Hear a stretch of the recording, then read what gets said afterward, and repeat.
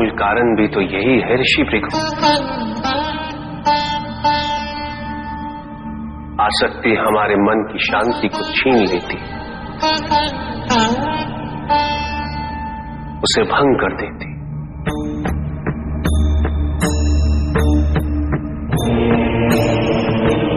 हमारी बुद्धि को स्थिर नहीं रहने देती, उसे चंचल बना देती।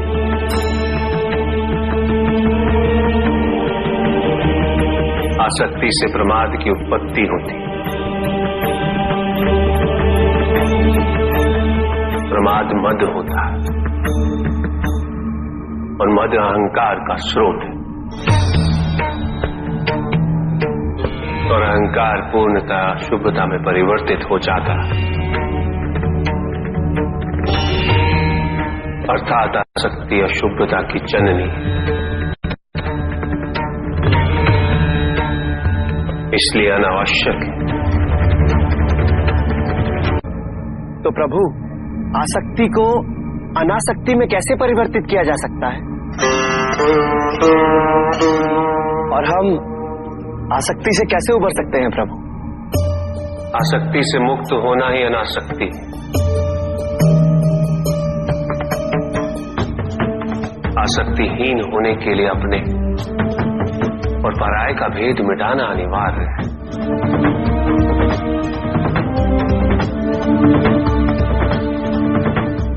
और ये तभी संभव होगा जब हम सुख की खोज बाहर नहीं, अपने भीतर करें। जब हम यथार्थ को पहचानें, उसे स्वीकार करें।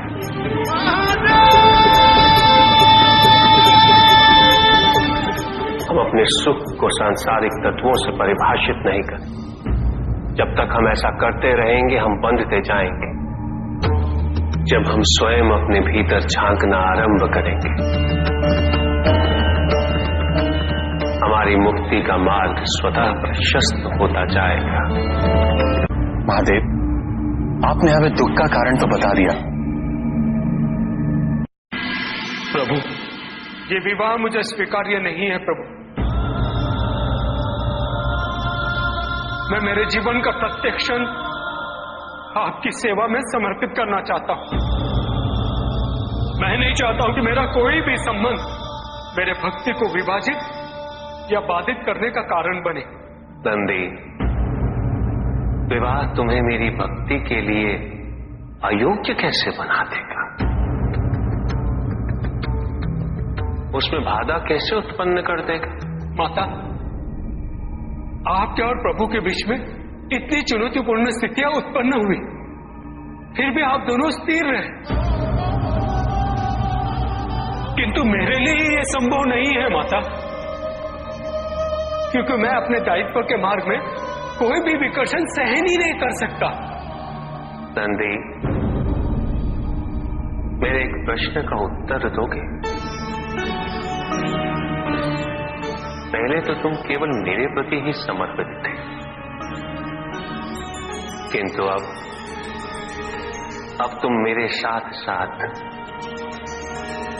पार्वती की भी आराधना करते हो।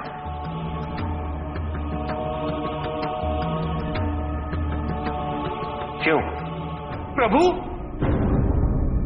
माता आपके अर्धांगिनी है, आपकी पूरक, जिस प्रकार आप उनके पूरक हैं। आप माता के कारण आनंदित रहते हैं, उनकी उपस्थिति आपको प्रसन्नता देती है। अन्यथा आपको इतना हर्षित उनसे पहले मैंने कभी नहीं देखा है। फिर कुमार कार्तिकेय का जन्म, अशोक सुंदरी का जन्म, और फिर हमारे गणेश का जन्म। प्रभु, इस प्रकार मैंने कैलाश को पूर्ण होते हुए देखा है, और ये सब माता के कारण ही हुआ है। प्रभु, जिस कैलाश में आप वास करते थे, उसे माता ने निवास बना दिया, इस कैलाश को संपूर्ण कर दिया।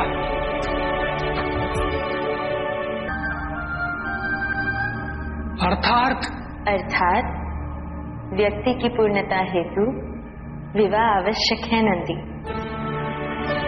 जैसे स्वामी और हम एक दूसरे के पूरक हैं,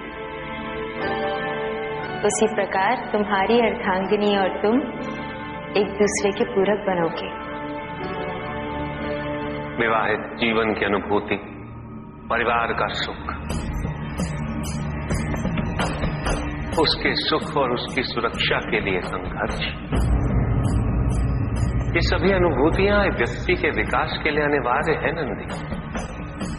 किंतु प्रभु, मेरी स्वतंत्र तो वो नहीं है नंदी जो विवाह के विचार से भयभीत होते हैं या संकोच करते हैं, क्योंकि स्वतंत्रता तो वो है जो किसी भी विचार से प्रभावित ना हो,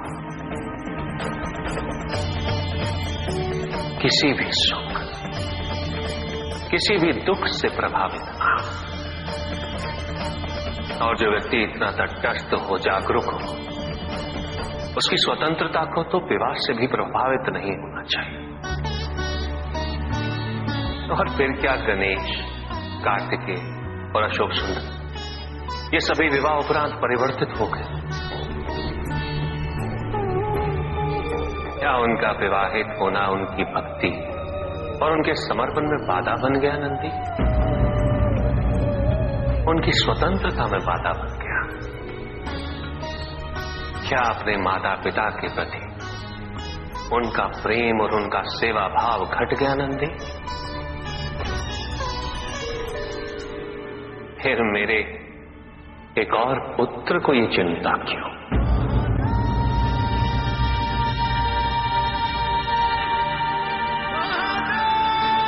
ये भय क्यों नंदी?